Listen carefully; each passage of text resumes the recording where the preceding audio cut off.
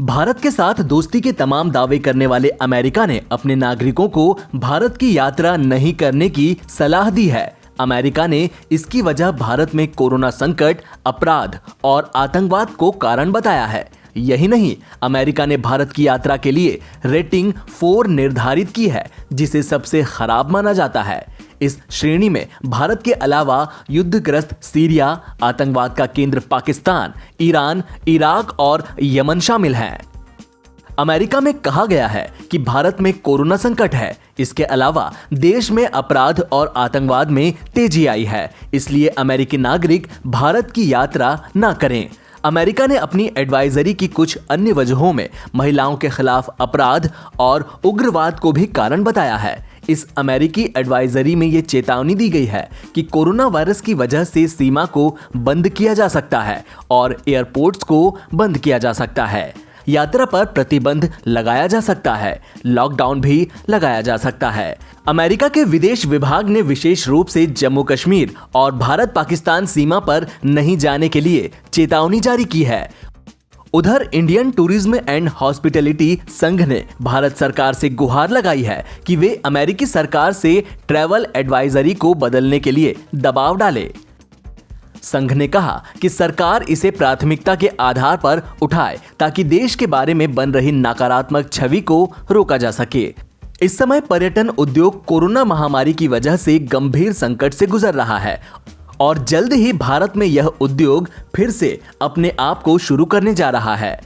भारत में पर्यटन उद्योग के लिए अमेरिकी पर्यटक हर मौसम में बेहद अहम रहे हैं।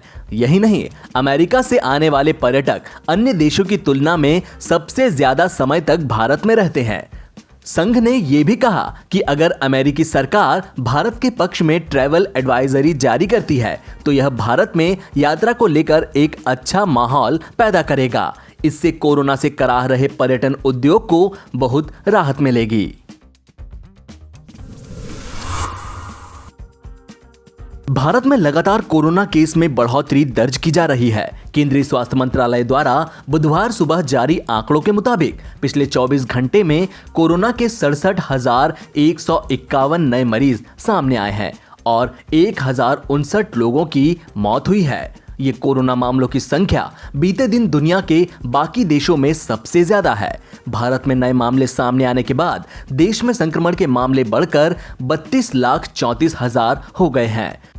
केंद्रीय स्वास्थ्य मंत्रालय ने बताया कि कुल मामलों में से 24,67,758 लोग संक्रमण मुक्त हो चुके हैं। साथ ही 1,059 और लोगों की मौत के बाद मृतकों का आंकड़ा बढ़कर 59,449 हो गया है। अभी 7,07,267 मरीजों का कोरोना वायरस संक्रमण का इलाज चल रहा है, जो कुल 32,34,474 मामलों का 31.86% है। मंत्रालय ने बताया कि मृत्यु दर गिरकर 1.83% हो गई है। आंकड़ों के मुताबिक देश में सबसे ज्यादा एक्टिव केसेस महाराष्ट्र में है। महाराष्ट्र में 1.5 लाख से ज्यादा संक्रमितों का अस्पतालों में इलाज चल रहा है। इसके बाद दूसरे नंबर पर तमिलनाडु, तीसरे नंबर पर दिल्ली, चौथे नंबर पर गुजरात और 5वें नंबर पर पश्चिम बंगाल है। इन 5 राज्यों में से सबसे ज्यादा एक्टिव केसेस सामने आ रहे हैं। एक्टिव केस मामले में दुनिया में भारत का तीसरा स्थान है। कोरोना संक्रमितों की संख्या के हिसाब से भारत दुनिया का तीसरा सबसे प्रभावित देश है। अमेरिका, ब्राजील के बाद कोरोना महामारी से सबसे ज्यादा प्रभावित भारत है। भारतीय आयुर्विज्ञान अनुसंधान परिषद के मुताबिक देश में अभी तक कुल 3,76,51,512 सैंपल्स की जांच की जा चुकी है, जिनमें से 8,23,992 सैंपल्स की जांच मंगलवार को की गई।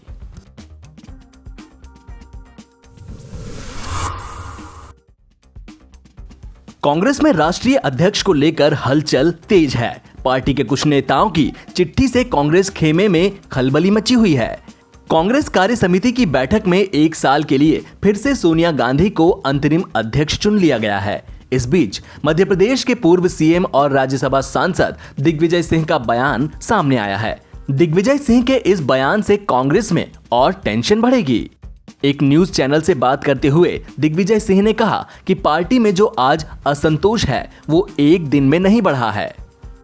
उन्होंने कहा कि यह विवाद उसी दिन से बढ़ गया था जब सोनिया गांधी पार्टी की अंतरिम अध्यक्ष बनी थी। राहुल गांधी ने पार्टी का अध्यक्ष पद छोड़ दिया था, लेकिन पार्टी पर उनका नियंत्रण बना रहा। इसके सबूत पार्टी पदाधिकारियों की नियुक्ति में मिलता है। दिग्विजय सिंह ने कहा कि राहुल गांधी भले ही कांग्रेस के अध्यक्ष नहीं थे, लेकिन पर्दे के पीछे से पार्टी का उनका नियंत्रण था। इस वजह से भी पार्टी नेताओं में असंतोष बढ़ा है। दिग्विजय सिंह ने उदाहरण देते हुए कहा कि मुकुल बनानी और केसी वेणुगोपाल की जगह राजीव सातव के नामांकन के लिए राहुल गांधी ने हामी भरी थी। इससे पार्टी में और नाराजगी बढ़ गई।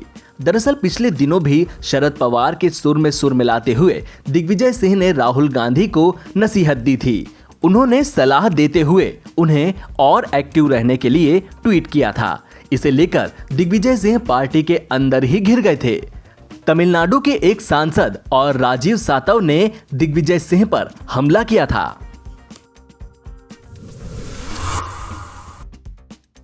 नीट और जेईई परीक्षाओं के विरोध के बीच संक्रमण को रोकने के लिए राष्ट्रीय परीक्षा एजेंसी ने अपनी तैयारियां शुरू कर दी हैं। इसके लिए परीक्षा केंद्रों की संख्या बढ़ाने, एक सीट छोड़कर बैठाने, प्रत्येक कमरे में कम उम्मीदवारों को बैठाने और एंट्री एग्जिट की अलग व्यवस्था जैसे कदम उठाए जाएंगे। इन प्रवेश परीक्षाओं को स्थगित करने की बढ़ रही मांग के बीच एनटीए यह व्यवस्था कोविड-19 महामारी के मद्देनजर केंद्रों पर सामाजिक दूरी के नियम का अनुपालन सुनिश्चित करने के लिए करेगी। शिक्षा मंत्रालय के एक अधिकारी ने बताया कि ये परीक्षाएं निर्धारित समय पर ही होंगी। जेईई मेन परीक्षा 1 से 6 सितंबर के बीच होगी, जबकि नीट स्नातक परीक्षा 13 सितंबर को कराने की योजना है। एनटीए ने बयान में कहा कि जेईई के लिए परीक्षा केंद्रों की संख्या 570 से बढ़ाकर 660 कर दी गई है, जबकि नीट परीक्षा अब 2546 केंद्रों के बजाय 3843 केंद्रों पर होगी। जेईई कंप्यूटर आधारित परीक्षा है, जबकि नीट पारंपरिक तरीके से कलम और कागज पर होती है। बयान में कहा गया कि इसके अलावा जेईई मुख्य परीक्षा के लिए पालियों की संख्या 8 से बढ़ाकर 12 कर दी गई है। प्रत्येक पाली में विद्यार्थियों की संख्या अब 1,32,000 से घटाकर 85,000 हो गई है। एनटीए ने कहा कि सामाजिक दूरी का अनुपालन सुनिश्चित करने के लिए जेईई मुख्य परीक्षा में छात्रों को परीक्षा कक्ष में एक सीट छोड़कर बैठाया जाएगा, जबकि नीट परीक्षा में एक कमरे में विद्यार्थियों की संख्या 24 से घटाकर 12 कर दी गई है। वहीं परीक्षा कक्ष के बाहर सोशल डिस्टेंसिंग का अनुपालन सुनिश्चित करने के लिए उम्मीदवारों का विशेष एंट्री और एग्जिट गेट होगा।